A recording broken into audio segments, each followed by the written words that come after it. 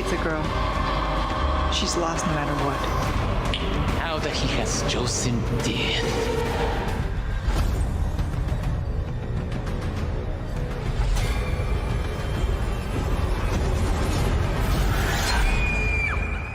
So just recently, Capcom dropped 2 new trailers for the upcoming Resident Evil 4 remake, and here's some sort of a breakdown from Shonix Gaming. Resident Evil 4, hands down, is one of the best games ever made, and it was inevitable that a remake would happen.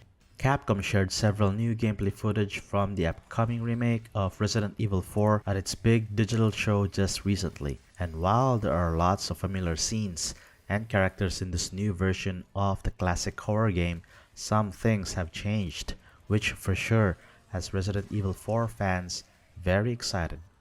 Resident Evil 4, which came out in 2005 exclusively for the Nintendo GameCube, is one of the best third-person action horror games ever made. It combined classic survival horror elements with new camera angles and controls for fighting during its time. In the story, Leon Kennedy from Resident Evil 2 is on a mission to save the president's daughter from a strange cult in Eastern Europe. When he gets there, he finds out quickly that the locals have a strange parasite called Las Plagas that turns them and the animals into dangerous monsters.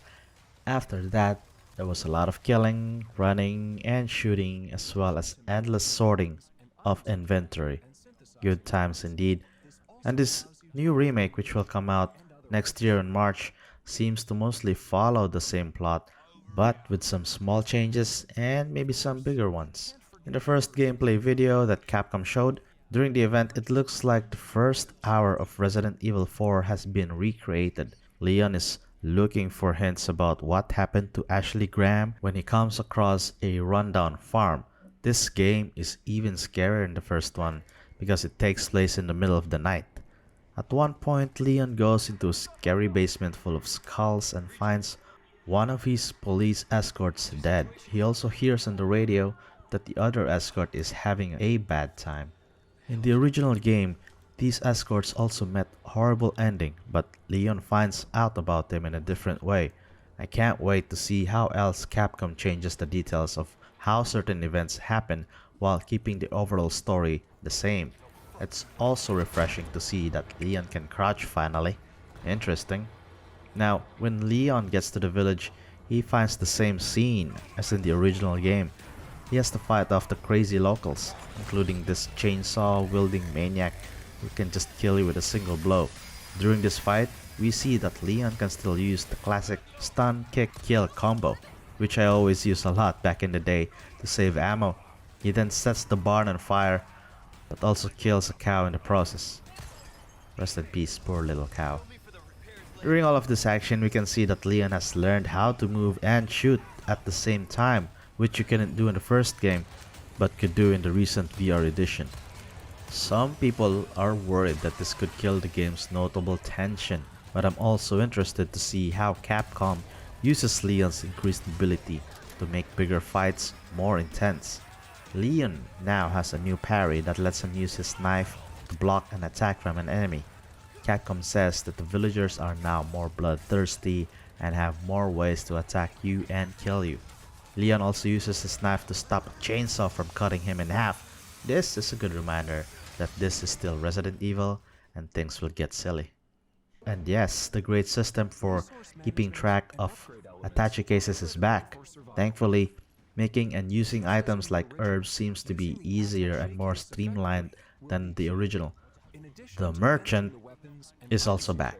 And even though he still buys and sells things, he now accepts gems as payment.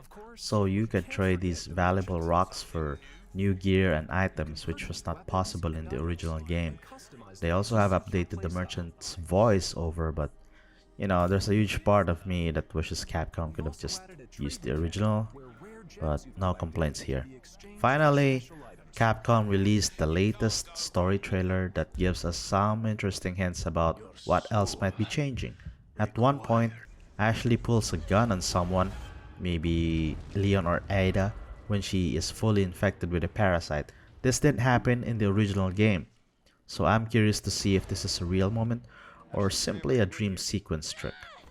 The trailer also showed some iconic scenes for the first time, like the boss fight with the lake monster, and gave us a better look at the new Ada Wong. I'm actually happy about everything here. The small and maybe big changes to the game and story seem to be a good idea. So far, nothing seems to be taking away from the original game's vibes and feel.